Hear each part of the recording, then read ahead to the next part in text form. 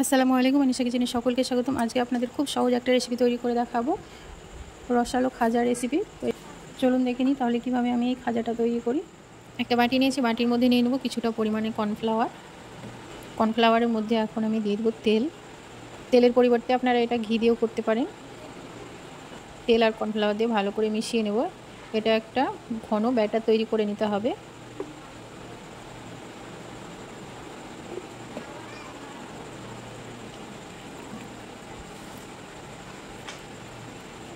এটা এখন আমি একটা সাইডে রেখে দেবো।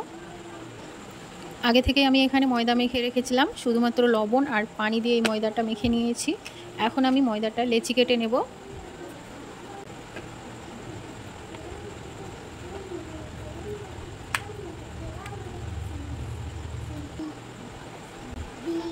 এইভাবে সবগুলোই আমি তৈরি করে নেব।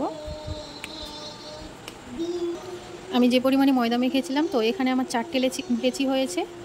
এখন আমি রুটি বেলে নেব। পিঠের মধ্যে একটু তেল মাখিয়ে নিয়েছি, এখন আমি রুটিগুলোকে বেলে নেব।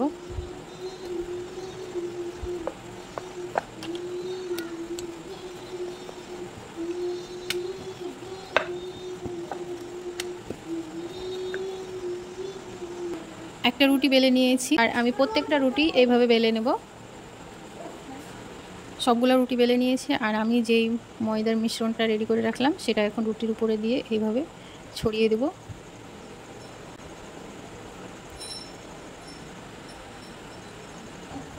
ছড়িয়ে দিয়েছি, এখন শুকনো ময়দা একটু উপর দিয়ে এইভাবে ছড়িয়ে দেব।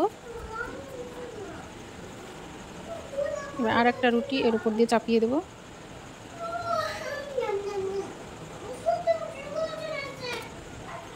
আরেকটা রুটি দিয়ে তারপরে আবারও ময়দার মিশ্রণটা লাগিয়ে দিয়েছি রুটির উপরে। এখন আবারও এইভাবে রুটিটা চাপিয়ে দেব।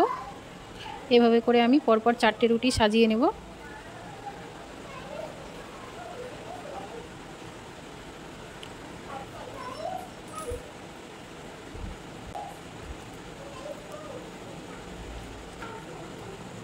লাস্ট রুটিটা এবার চাপিয়ে দেবো আমি।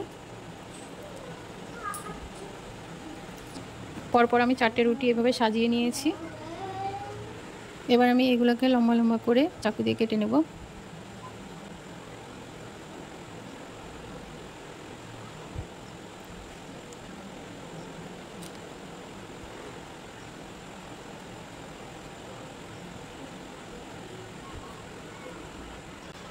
কেটে নেওয়া হয়ে গিয়েছে। একটা করে এইভাবে নিয়ে গোল করে নেব।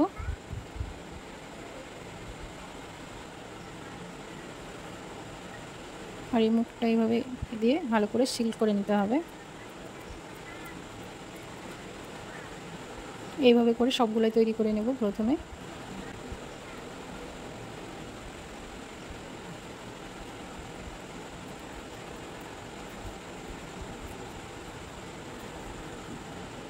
সবগুলো এইভাবে তৈরি করে নিয়েছি। এখন একটা করে নিয়ে হালকা করে আমি বেলুন দিয়ে এখন বেলে নেব। খুব বেশি চাপ দিয়ে কিন্তু এটা বেলতে যাবে না, নয়তো ফেসে যাবে। হালকা হালকা চাপ দিয়ে বেলে নিতে হবে।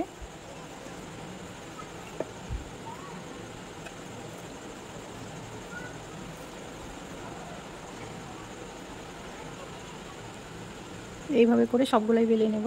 আগে থেকে তেল গরম করতে বসিয়ে দিয়েছিলাম, এখন তেলের মধ্যে একটা একটা করে দিয়ে ভেজে নেব।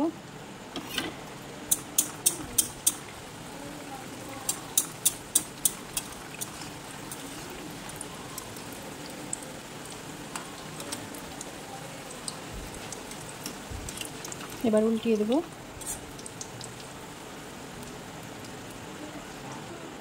হালকা ব্রাউন কালার করে ভেজে নিয়েছি, এখন তেল ঝরিয়ে তুলে নেব। বাকিগুলোও ভেজে নেব।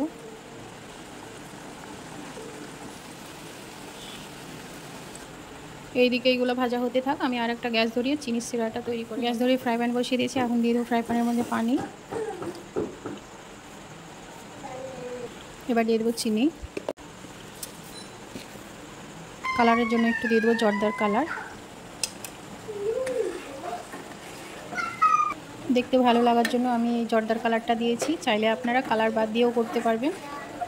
ভালো করে ফুটিয়ে এই চিনি সিরাটাকে আমি তৈরি করে নেব। চিনি সিরাটা হয়ে গিয়েছে, এখন গ্যাস অফ করে আমি নামিয়ে নেব। সমস্ত খাজাগুলো ভেজে একটা প্লেটে তুলে নিয়েছি। মাশাআল্লাহ দেখতে খুব সুন্দর হয়েছে, দেখতে যেমন সুন্দর খেতেও কিন্তু খুব সুন্দর হয়। যেমন রসালো আর তেমনই মুচমুচে হয় এই খাজাগুলো। এইভাবে শুকনাও রাখা যাবে, আবার চিনি শিরাতে ডুবিয়েও কিন্তু এই খাজাগুলো সংরক্ষণ করা যায়। তবে চিনি শিরা দিয়ে ভিজিয়ে রাখলে একটু নরম হয়ে যায়, শুকনায় আপনারা এইভাবে রাখতে পারবেন, অনেক বেশি মুচমুচে থাকবে। একটা প্লেটে আমি খাজা নিয়ে নিয়েছি, আর যে চিনি শিরাটা তৈরি করলাম সেটাই এবার এই খাজার উপর দিয়ে দেবো, গরম গরম অবস্থাতেই দেবো।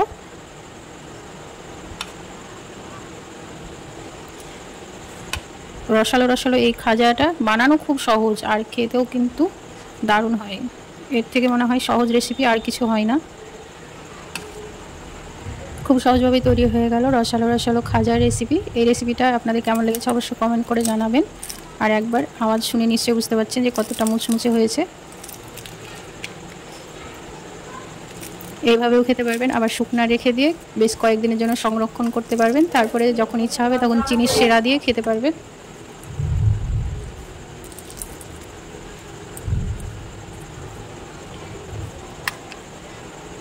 Like, share, comments and subscribe করতে ভুলবেন না। পাশে থাকা বেল বাটনটি অবশ্যই ক্লিক করবেন যাতে পরবর্তী ভিডিও নোটিফিকেশান পেয়ে যান। সকলেই ভালো থাকুন, সুস্থ থাকুন। আল্লাহ হাফেজ। আজকে এই পর্যন্ত, দেখা হচ্ছে নতুন কোনো রেসিপিতে।